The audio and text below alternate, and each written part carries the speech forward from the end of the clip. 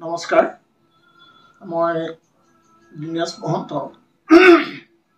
All Assam federation of veteran এছ'চিয়েশ্যনৰ সভাপতি আৰু মহাপুৰুষ শ্ৰীমন্ত শংকৰদেৱ নাম ধৰ্ম সমাজ অসমৰ মই বৰ্তমান প্ৰাক্তন সভাপতি আৰু এটা সময়ত আমি উত্তৰ অসম উন্নয়ন দাবী সমিতি যি গঠন কৰিছিলোঁ তাৰ মই প্ৰধান সম্পাদক আছিলোঁ আৰু সেই সময়ত শ্ৰদ্ধাৰ পূৰ্ণনাৰায়ণ সিংহদেৱে আমাৰ এই অঞ্চলটোৰ কাৰণে যিখিনি কৰি গৈছিলে সেইটো সৰ্বজন বিদিত। আমি মহাজাতিৰ কাকতখনৰ জৰিয়তে উত্তৰ অঞ্চলটোৱে বহুখিনি আমি উপকৃত হৈছিলোঁ। আমাৰ ডক্টৰ পূৰ্ণনাৰায়ণ সিংহদেৱ অসমৰ এজন সিংহপুৰুষ।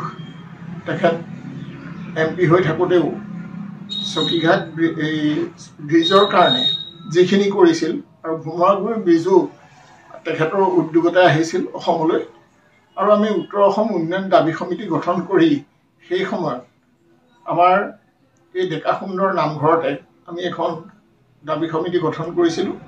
গঠন কৰি তেখেত সভাপতি আছিলে আৰু মই প্ৰধান সম্পাদক আছিলোঁ।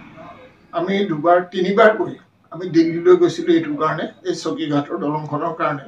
আজি যি চকীঘাটৰ দলং হৈছে আচলতে ইয়াত পূৰ্ণনাৰায়ণ সিংহদেৱৰ যথেষ্ট অৱদান ইয়াতো আছে আমাৰ।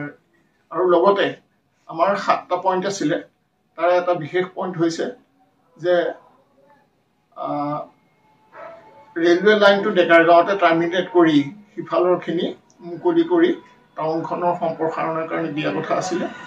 আৰু এইমছৰ নিচিনা এখন হস্পিটেল আমাৰ চাৰিদুৱাৰত যদি ডিমাণ্ড কৰিছিলোঁ, এতিয়াতো আমাৰ টুমুকীত যিখন মেডিকেল কলেজ হৈছে তাৰো অৱদান আচলতে আমাৰ পূৰ্ণনাৰায়ণ সিংহদেৱৰ যি দূৰদৰ্শিতা তাৰে এটা আভাস আমি পাইছোঁ। লগতে আমাৰ বহুকেইটা তেনেকুৱা উন্নয়নৰ লগত জড়িত, উত্তৰপাৰা উন্নয়নৰ লগত জড়িত আমি বহুখিনি কাম কৰিছিলোঁ। আমি কেইবাবাৰো দিল্লীলৈ গৈছিলোঁ, গৈ তাত এতিয়াৰ ছাৰ্ফেচ ট্ৰেন্সপৰ্ট মিনিষ্টাৰ সতীশ দেৱক আমি লগ কৰি বহুখিনি আমি কাম আগবঢ়াইছিলোঁ। যি কি নহওক, এতিয়া আমি জানিব পাৰিছোঁ যে সেই মহাজাতি কাগজখনেই এতিয়া মহাজাতি 24 লাইভ নামৰে এটা সংবাদ মাধ্যম হিচাপে তেখেতৰ সুযোগ্য পুত্ৰ ডক্টৰ পৰশমণি সিংহ ডাঙৰীয়াই এই নিউজ চেনেলটো আৰম্ভ কৰিছে।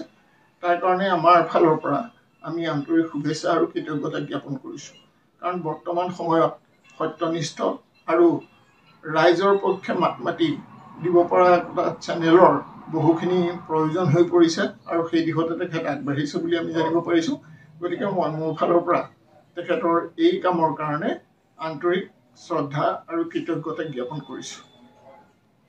আৰু আমি সেই সময়ত ডক্টৰ পূৰ্ণনাৰায়ণ সিংহদেৱৰ লগত যিমানখিনি কাম কৰিছিলোঁ, আৰু তেখেত আমাৰ প্ৰাক্তন সৈনিক সন্থাৰ শোণিতপুৰ জিলাৰ প্ৰাক্তন সৈনিক সন্থাৰ উপদেষ্টা আছিল।